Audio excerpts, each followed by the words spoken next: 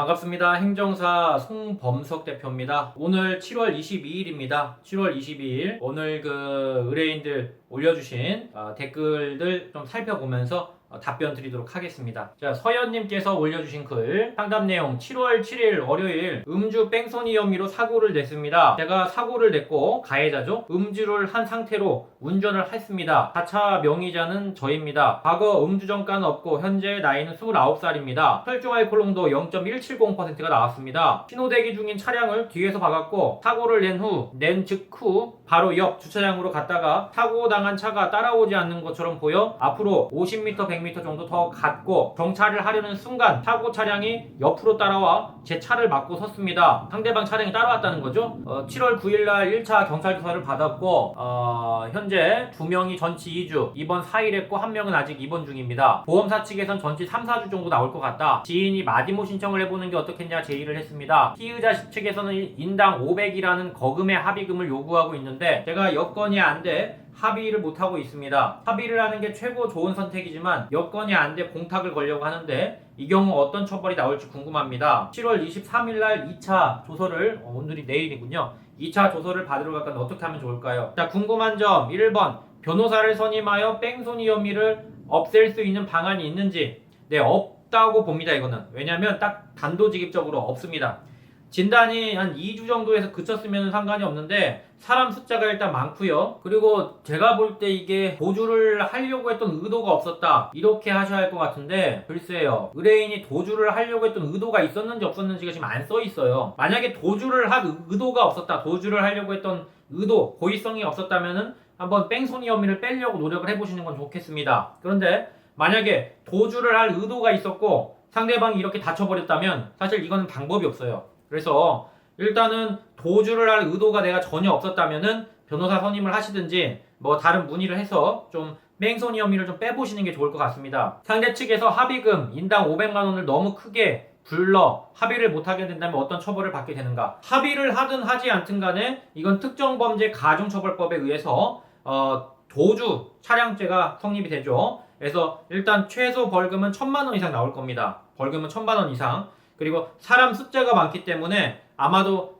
공판에 회부가 돼서 법원에 출석하시게 될 거예요. 물론 감옥에 갈 정도는 아닌 것 같습니다. 초범이시니까. 그러나 이제 집행유예 정도까지는 생각을 하셔야 됩니다. 제가 봤을 땐 그래요. 합의를 못할 경우 공탁을 걸 생각이 있는데 공탁금 걸면 처벌의 강도가 바뀌는가? 아무래도 합의를 못했다면 공탁금을 거는 것이 걸지 않고 아무것도 안 하는 것보다는 좀 낫죠. 그러나 합의에 준하는 효과, 합의에 준하는 효과가 있기 때문에 어쨌든 공탁보다는 합의를 보시는 게 좋고 그것이 안 된다면 공탁이라도 걸어보시는 게 좋다. 마디모 신청에 득과 실이 있는지 마디모 신청을 하는 것은 일단 상대방이 그만큼 안 다쳤다라고 하는 건데 경미하게 부딪혔는데 진단이 3, 4주까지 나왔다면 그건 조금 뭔가 보험에 대한 어떤 보험금을 욕심을 낼 수도 있다. 뭐 이런 추론은 가능하겠습니다. 그래서 마디모 신청을 할 때 일단 상대방이 별로 안 다친 것 같은데 막 진단 3, 4주가 나왔어. 그러면 그건 한번 신청해 보시는 것도 괜찮아요. 득과 실은 없어요. 실은 없고 득만 있는 거죠. 자, 벌금 정도는 아까 설명드렸죠. 벌금 아까 설명드렸고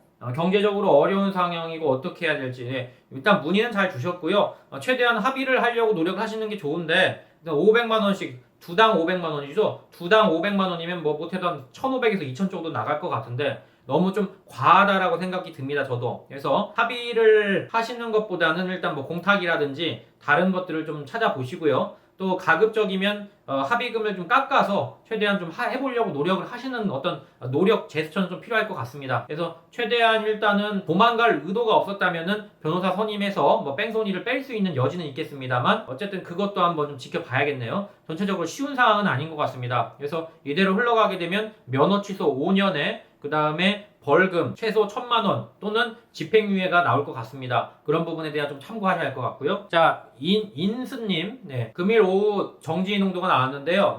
벌금은 대략 한 3, 400 나올 것 같고 정지를 갖다가 구제를 받는 것은 기소유예라고 하는 게 있습니다. 기소유예를 받게 되면 면허 정지가 바로 풀리고 벌금도 나오지 않습니다. 이건 상담이 필요할 것 같으니까 전화를 좀 주세요. 다 되는 게 아니니까요. 전화 주시면 상담해드리겠습니다. 자, 사무엘님 안녕하세요. 5월 3일경 0.120 음주 인피 4명 많이 다쳤네요. 그중 형사합의 2명은 했어요. 기소되어 검사가 약식으로 1천만 원 구형되었고 법원의 판단을 기다리는 중입니다. 판결이 나오기 전에 법원에다가 벌금 말고 집행유예로 선고해달라고 의견을 제시할 수 있는 건가요? 네, 있어요. 물론 이제 판사의 재량이기 때문에 뭐 벌금 달라, 집행유예 달라 우리가 뭐 그것을 선택할 수는 없지만 뭐 내가 좀 힘드니까 뭐 최대한 좀 그런 부분들을 좀 선처를 해줘라라고 한다면은 그럴 수는 있어요. 차라리 집행유예 판결을 받고 싶습니다. 가능한가요? 그러니까 이제 원칙적으로는 뭐 그렇게 넣는다 해서 판사가 집행유예를 주진 않아요. 그렇지만 일단은 벌금형을 받는 대신에 차라리 나는 집행유예를 받겠다 이런 분도 꽤 많습니다. 예, 징역에 대한 집행유예죠. 벌금에 대한 집행유예가 아니라. 그래서 일단은 판사님께 그런 부분들을 소상히 아랠 수 있도록 뭐 문서를 좀 준비해가지고 넣으시면은 경우에 따라서는 참작되는 경우가 있습니다. 그런 부분 참고를 좀 하십시오. GKSM님, 음주 벌금 감면하라고 합니다. 가능할까요? 가능성은 있죠. 늘 가능성은 열려 있습니다. 하지만 다 되는 게 아니니까 일단 감경 신청을 한번 해보시고 안 되면 이제 그때는 어쩔 수가 없는 거죠. 가능성이라는 건 누구에게나 열려 있어요. 감경이 가능합니까? 라고 물어보셨는데 뭐 일단은 가능성이 있다라고 밖에 말씀 못 드리겠죠. 모든 분들께 다 가능성이 열려 있으니까. 자, 서울 좋은데이님, 안녕하세요. 윤창호법 이후 사고를 당한 피해자군요. 네, 고속도로 톨게이트에서 상대방 후진으로 사고가 났으며 톨게이트에서 후진을 했어요. 0.190%인데 돈이 없다며 50에 형사합의하자고 안 한다고 했습니다. 차도 산지 2달 되고 애지차인데 억울해서라도 보상을 받던지 강력히 처벌하든지 하고 싶은데 어떻게 해야 하나요? 자, 이거 좀 특이한 경우인데요. 자, 저도 피해자 편도 듭니다. 무조건 뭐 가해자 편만 드는 건 아니에요. 법조인이라는 건 피해자 편일 때도 있고 가해자 편일 때도 있어요. 피해자도 잘합니다. 손해사정 그 업무를 많이 해봤기 때문에. 자, 일단은 이렇게 이제 배째라, 가해자가 배째라식으로 나오면은 방법이 없어요. 사실은 돈을 받을 수 있는 방법은 없고, 다만 이제 1차적으로 손해배상을 받을 수가 있는데, 이거는 엄밀히 말하면 가해자가 나한테 줘야 돼요. 착값하고 내가 다친 데에 대한 나의 인사피해에 대한 비용을 가해자가 주는 게 맞는데, 일단 이렇게 배째라로 나와버리면 사실은 이거는 방법이 없습니다. 자, 그러면 어떻게 해야 되느냐? 일단은 차량 수리비 견적서 받아 놓으시고요. 그 다음에 자기가 다친 부분에 대한 진단서, 치료비, 내역서, 뭐 이런 거, 후유장의 내역서라든지 뭐 이런 다친 부분에 대한 신체의 손상에 대한 부분을 증명을 명확하게 해주셔야 됩니다.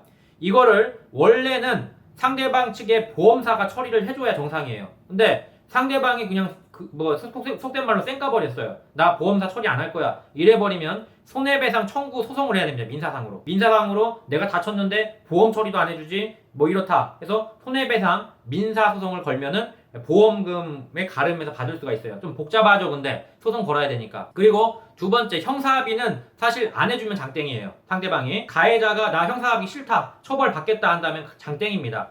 그래서 피해자 입장에서 할 수 있는 부분은 엄벌을 요구하는, 이 가해자가 나한테 아무것도 지금 보상을 안 해주고 있다, 엄벌을 요구하는 진정서를 수사기관, 검찰이나 경찰 또는 법원, 형사법원에다가 제출을 하면은 그것을 좀 참고할 수는 있습니다. 그래서 아무것도 이렇게 배째라식으로 나와버리는 가해자가 있다면 그렇게 좀 괘씸하면은 엄벌을 요구하는 진정서라도 좀 써서 넣으시면은 효과가 있을 수는 있어요. 그러나 가급적이면 좋게 합의를 좀 보시는 게 좋을 것 같고요. 뭐 일단은 50만 원은 좀 심한 것 같습니다. 제가 봐도 뭐 그것보다는 조금 더 주셔야죠. 50만 원 갖고는 턱도 없고요. 그거는 보험사에서도 그렇게 안 해요. 그래서 일단은 최대한 합의를 보려고 하는 게 노력이 중요하고, 뭐 이제 안 되면은 그런 진정서라도 넣어서 좀 피해자가 좀 속된 말로 좀 엿먹어봐라 뭐 이런 식으로 좀 다툴 수는 있겠죠. 어쨌든 그런 부분들이 있습니다. 하지만 이제 형사합의 같은 경우에는 가해자가 싫으면 못하는 거고, 민사합의 같은 경우에는 무조건 해주긴 해줘야 되는데 가해자가 배째라 나오면은 민사소송, 불법행위에 대한 제750조에 기해서 민사소송을 할 수밖에 없어요. 이 부분 생각하십시오. 자, 오늘 질문이 많죠?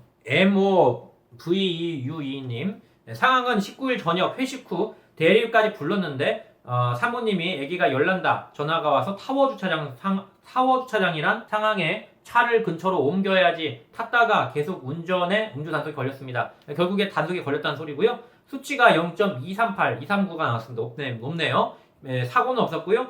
음주 단속 처음이고, 네. 자, 그래서 벌금이나 처벌이 어떻게 될지, 처벌이 약화될 수가 있을지, 뭐 이런 부분들을 얘기를 하셨는데, 일단 면허에 대한 부분은 따로 전화를 좀 주셔야 할 것 같아요. 좀 쉽진 않을 것 같습니다. 근데 자, 어쨌든 자, 벌금에 대한 건 좀 말씀드리자면 이 정도 케이스면 보통 1,000만 원은 무조건 넘어갑니다. 지금 윤창호법으로 1,000만 원은 넘어갈 것 같고요. 감경을 받으시려면은 경찰서에 반성문 내시고 검찰청에다가 의견서 내시고 법원에다가 피고인 의견서 내시면 됩니다. 간단하죠? 네, 말은 쉬워요. 경찰서에 반성문, 검찰청에 서류 한번, 그 다음에 나중에 정식 재판을 걸어서 법원에다가 정식 재판 청구해서 벌금 깎아달라 이렇게 하시면 됩니다. 자세한 거는 저희 그 벌금 감경 절차에 대한 영상 제가 유튜브에 찍어놓은 거 보시면 거기 다 나와 있거든요. 그거를 꼭 한번 좀 참고를 해주시면 좋을 것 같아요. 자, 재미인천님, 버스랑 사고 후 버스에서 대무를 해주겠다고 했는데 버스가 가해자 같네요. 아직 받지 않았고 대인도 얘기했는데 인정할 수 없다면서 못 해주겠다. 버스 공지에서 그렇게 얘기했겠죠? 경찰 접수, 교통사고 사실 확인까지 받았습니다. 이후 처리를 어떻게 해야 될지 몰라 문의를 드립니다. 자, 이거 이제 버스 공제사하고 이제 붙으신 것 같은데요. 버스하고 사고 나면요, 버스 기사는 빠져요. 일단 무조건 버스 공제 회사라는 전문가 집단이 있습니다. 여기서 이제 다투는 건데요. 자, 이렇게 다툴 때 만약에 내가 이제 대물은 해주겠다고 했다면 대물은 더 의논할 게 없고요. 대물에 대해서는 계속 해달라고 전화를 하셔야죠. 이거는 뭐 차가 부서진 게 있으니까. 그래서 그거는 계속 받으시면 되고, 그 다음에 이제 인사가 있는데, 사실은 이 인사 피해가 있냐 없냐를 받기가 공제회사 상대로는 좀 어려워요. 공제회사들은요, 저희가 손해사정 업무 할 때에도 보험사보다 공제회사랑 싸울 때가 훨씬 어려워요. 보험금을 받아야 되는데 공제회사에서는 잘 안 줍니다. 일반적으로 정말 힘들어요. 그래서 공제회사는 웬만하면은 좀 증거가 확실해야 돼요. 의뢰인이 선생님 상담자 선생님께서 일단 다치셨다는 부분을 진단서를 끊어가지고 그거를 제출을 해보세요. 일단은 버스 공제회사가 말하자면은 버스 기사의 어떤 보험사 역할을 하는 거거든요. 거기에 진단서 요청을 하시고, 만약에 진단서 넣었는데 막 답이 없다, 내가 다친 게 분명한데 답이 없다라고 한다면 금융감독원이라는 데가 있습니다. 금융감독원. 자, 공제나 그다음 보험회사들은 쥐약이 뭐냐면 금융감독원이에요. 제가 이렇게 말하니까 뭘 나쁜 걸 알려드린 것 같은데 아니에요. 보험사는 강자고 지금 이 사람은, 이 상담자님은 약자입니다. 약자의 편에 서서 좀 도와드리는 겁니다. 그러니까 보험사가 돈을 안 준다 하면 방법은 하나밖에 없어요. 금융감독원에 조정 신청을 하는 겁니다. 내가 이렇게 돈을 못 받고 있으니까 보험사가 안 주려고 한다. 금융감독원에 조정 신청이라는 게 있어요. 그래서 조정 신청하시면 소송까지 안 가더라도 금융감독원이 보험사에서는 되게 막강한 어떤 파워가 있습니다. 굉장히 세요, 파워가. 그래서 금융감독원에 민원을 넣으십시오. 그러면 이거 반드시 해신 옵니다. 다만 주의할 거는 뭐냐면, 다치지 않았는데 마치 내가 정말 돈을 받으려고 다친 것처럼 해갖고 하면은 마디모 들어갈 수가 있습니다. 마디모 시뮬레이션 돌려버리면 다친 게 없다라고 나오면은 그 어떤 보험 사기 혐의로 들어갈 수가 있기 때문에 정말로 내가 어디가 아프다든지 뭐 다친 데가 있다든지 이런 것들이 확실할 때 넣으시라는 겁니다. 답은 보험사와 싸울 때 답이 없다, 금융감독원 넣는다. 이게 답이에요. 그거 말고는 답이 없어요. 저희도 보험사하고 하다가 안 되면 금감원 가요. 금감원 신청해가지고 거기 조정을 받습니다. 금감원은 중립적인 입장이기 때문에 어디 편도 아니에요. 네, 그런 부분. 자, 여기까지 설명드렸고요. 네, 많이 올려주셨습니다. 자, 감사드리고요. 이렇게 많이 올려주시면 저도 답변을 많이 드릴 수가 있습니다. 자, 이런 부분들 참고하셔서 모두다 행정사나 카페에 글 올려주시면 제가 항상 답변 드리고 있으니까요. 언제든지 망설이지 마시고 여기 올려주시면 감사하겠습니다. 네, 이상 송범석 대표였습니다. 감사합니다.